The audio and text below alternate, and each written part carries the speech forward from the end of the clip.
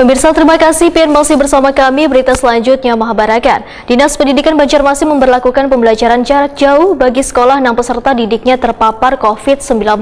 Sedangkan sekolah 6 peserta didiknya kada terpapar melaksanakan pembelajaran tatap muka.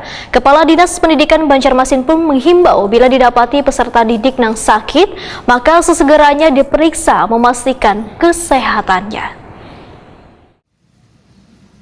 Dinas Pendidikan Banjarmasin hanya memberlakukan pembelajaran jarak jauh bagi sekolah 6 peserta didiknya terpapar COVID-19.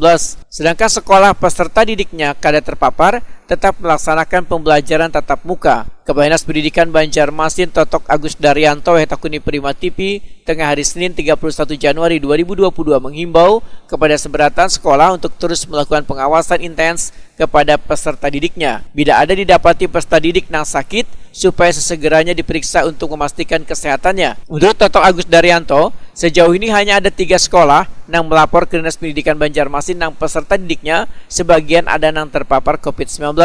Kemudian diberikan surat edaran agar SMP Negeri 1, SMP Negeri 2, dan SMP Negeri 19 Banjarmasin memberlakukan pembelajaran jarak jauh terhitung sejak 31 Januari sampai 5 Februari 2022.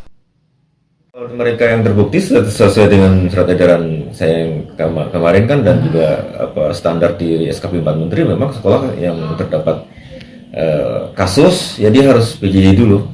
Tapi tidak semuanya, yang lain kan belum tentu. Nah, makanya kan kita tunggu sambil hari ini juga saya sampaikan kepada sekolah-sekolah untuk melaporkan apakah kalau ada siswa yang sakit harus dicek lebih jauh gitu loh. Tidak hanya sekedar kecuali sakitnya memang terindikasi oleh sakit yang lain. Tapi kalau gejala-gejalanya seperti COVID, mereka harus pastikan apakah anaknya sedang posisi COVID atau tidak. Nah, gitu. Ini yang sudah PJJ yang mana, Pak? Yang satu sekolah sudah jelas kita instruksikan, tapi yang ke SMP 9 dan 12, SMP 2 dan 19, ya mereka minta izin, kita setuju untuk PJJ.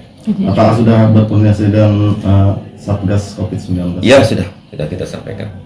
Saya baru aja tadi pagi juga ya kita kan sampaikan ke grup kan. Mereka kan tadi seperti tadi kan, kalau ada anak-anaknya yang sakit itu tolong dicek lebih lanjut.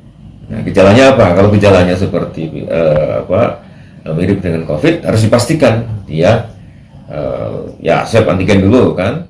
Totok Agus Daryanto menambahkan, jika nantinya ditemukan kembali peserta didik sekolah lainnya yang terpapar COVID-19, maka sekolah tersebut pun diminta untuk melakukan pembelajaran jarak jauh.